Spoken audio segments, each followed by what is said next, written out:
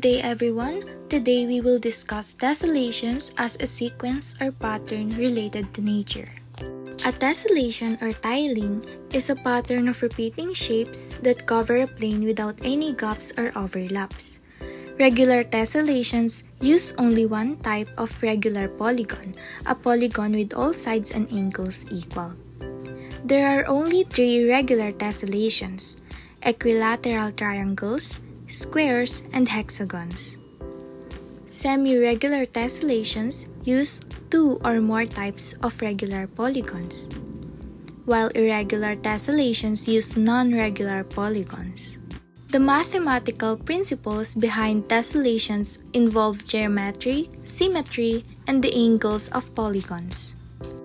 Allow us to explain the mathematical approaches used to analyze the patterns we've discussed. In regular tessellations, the key is the interior angles of the polygons. For a regular tessellation to occur, the interior angles of the polygons meeting at a vertex must sum to 360 degrees. The formula for the interior angle of a regular polygon with n sides is n-2 times 180 degrees divided by n. Hexagon. So it has 6 sides, n is equal to 6. 6 minus 2 times 180 degrees divided by 6 is equal to 120 degrees. So 3 hexagons meet at a vertex. Any other regular polygon's interior angle will not divide 360 evenly, preventing a regular tessellation. In semi-regular tessellation, it is more complex, involving combinations of regular polygons. We need to find combinations where the interior angles at each vertex sum to 360 degrees. This involves testing combination of polygon interior angles. Lastly, irregular tessellation. It is often done with computational geometry, and the mathematical use varies greatly based on the shapes being used. Honeycomb. Bees construct honeycombs using hexagonal cells.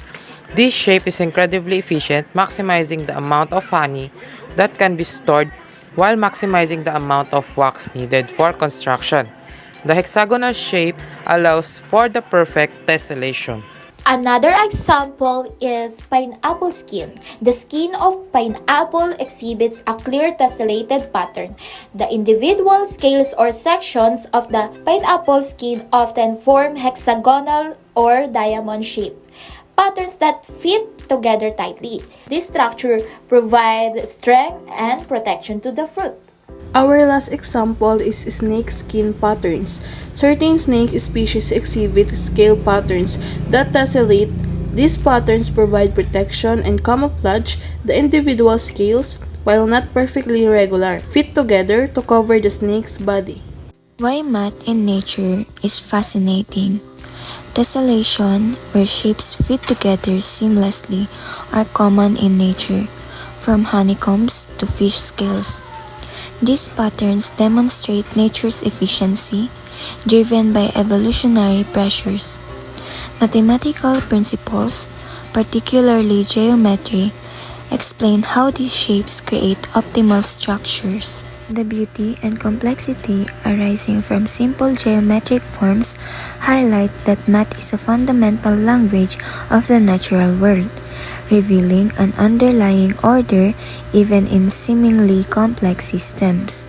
These patterns demonstrate that mathematical principles are not just abstract concepts, but are fundamental to the structure and function of the natural world.